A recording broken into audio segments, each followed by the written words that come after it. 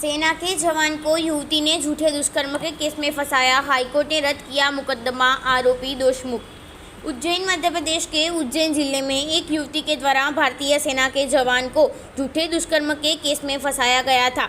बताते चले कि लंबी सुनवाई के बाद में न्यायालय के द्वारा सभी तथ्यों को ध्यान में रखते हुए आर्मी जवान के खिलाफ दायर किए गए मुकदमे को रद्द कर दिया गया है।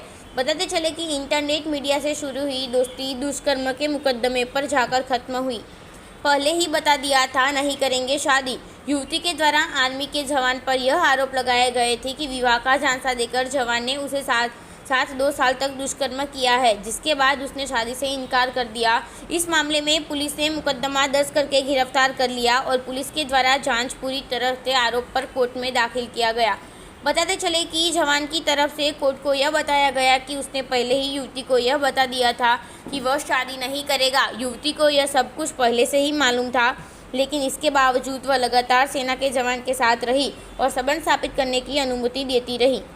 विलंब से रिपोर्ट दर्ज करवाने के कारण खारिज हुआ मामला। मुकदमा खारिज होने की सबसे मुख्य वजह में से एक वजह यह भी बनी कि रिपोर्ट विलंब से दर्ज करवाई गई तथा शादी से इनकार करने के बावजूद भी युवती के द्वारा संबंध बनाने की सहमति दी गई थी।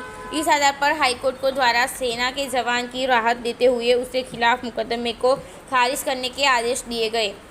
ट्रेनिंग के दौरान हुई थी मुलाकात। सूत्र बताते चले कि प्रतीक सोलंकी निवासी गायत्री नगर उज्जैन, जो कि वर्तमान में सेना में कार्यरत है और कश्मीर में कुपवाड़ा में पदस्थ है। बताते चले कि सोलंकी की 2020 में इंटरनेट मीडिया के माध्यम से एक युवती से दोस्ती हुई थी। उस दौरान वह भारतीय सेना में ट्रेनिंग दे रहे थे। उसके बाद वो फ़ोन पर बातचीत शुरू हुई और यह सिलसिला बढ़ता गया।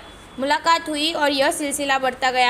हुई और फिर संबंध स्थापित हुए, लेकिन युवती के द्वारा संबंध स्थापित करने की अनुमति दी गई थी और उसे यह मालूम था कि शादी नहीं होनी, लेकिन इसके बावजूद युवती ने सोलंकी के खिलाफ फरवरी 2023 में पुलिस के मुकदमा दर्ज करवा दिया, जिसे कि सेना के जवान के द्वारा हाईकोर्ट में चुनौती दी गई थी और सुनवाई के बाद में हाईकोर्ट के द्वारा मुकदमे को रद्द कर दिया गया।